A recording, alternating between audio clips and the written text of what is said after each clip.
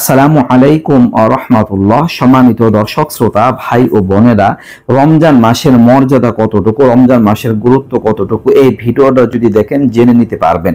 রমজান মাস যে কতটা দামি মাস, ফজিলতপূর্ণ মাস, শুনলে আপনাদের চোখ কপালে উঠে যাবে, আপনারা অবাক হয়ে যাবেন। বন্ধুরা, রমজান মাস এতই মর্যাদাপূর্ণ আর এর পিছনে অনেকগুলো কারণ রয়েছে। এক নাম্বার হচ্ছে যে আল্লাহ তাআলা যতগুলো মাস সৃষ্টি করেছেন, 12টা মাস, কোন মাসের নাম স্পষ্ট করে কোরআনে কারীমের মধ্যে উল্লেখ নেই, আকার ইঙ্গিতে উল্লেখ আছে, কিন্তু রমজান মাসটা শাব্দিক ভাবে কোরআনে কারীমে উল্লেখ আছে। সূরা বাকারা 185 নম্বর আয়াতে শাহরু রমাযানাল্লাযী, একেবারে রমজান শব্দটা কোরআনে কারীমে উল্লেখ আছে।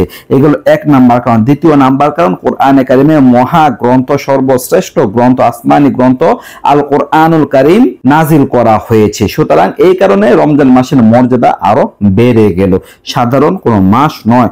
সাথে সাথে আল্লাহ তাআলা নৈকট্য লাভের জন্য, আল্লাহ তাআলা প্রকৃত বান্দা হওয়ার জন্য অন্যতম যে বিধান, রোজার বিধান, এই বিধানটা আল্লাহ তাআলা রমজান মাসে রেখেছেন, অন্য মাসে রাখেন নাই। এই কারণে রমজান মাসের অনেক মর্যাদা, সাধারণ বিষয় নয়।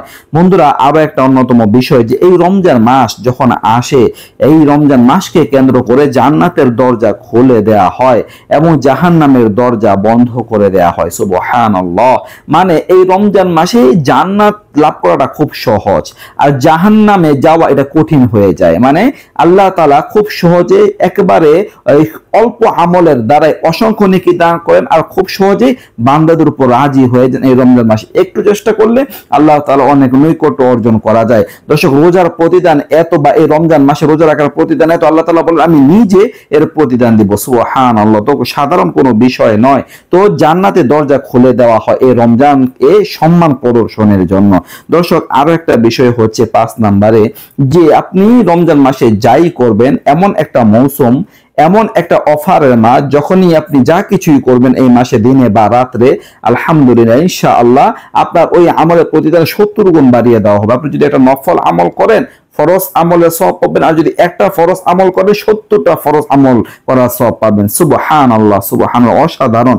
দর্শক, সাথে সাথে এই মাসে এমন একটা রাত আছে যে রাতটা 1000 মাস হতে উত্তম, আর ওই রাতে কোরআনুল কারীম লৌহে মাহফুজ থেকে প্রথম আসমানে নাজিল করা হয়েছে।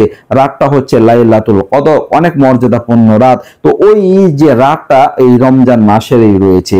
এই রমজান মাসের শেষ দশকের বেজর রাত্রগুলোতে কোন একটা রাত্রে এই লাইলাতুল কদর হয়ে থাকে। তার মানে কাকতালীয় বিষয় যে এটাই, যে লাইলাতুল কদরটা এই রমজান মাসে রয়েছে। সুবহানাল্লাহ। তো বন্ধুরা, বুঝতে পারলেন রমজান মাস কোনো সাধারণ মাস নয়, খুবই ফজিলতপূর্ণ, সম্মানিত একটি মাস। তো এই মাসটাকে আমরা রোজার মাস বানায় ফেলবো, তারাবির মাস বানায় ফেলবো, সাহারি ইফতারি মাস বানায় ফেলবো, আল্লাহ তাআলার গোলামের মাস বানায় ফেলবো। ইনশাআল্লাহ যত ভালো কাজ আমরা করতে পারি করবো। আল্লাহ তাআলা আমাদের সবাইকে তৌফিক দান করুন। আমিন। এই ছিল আলোচনা। নিত্য নতুন আরো ভিডিও সবাই পাশে থাকবেন। এই পর্যন্তই। আসসালামু আলাইকুম ওয়া রাহমাতুল্লাহ।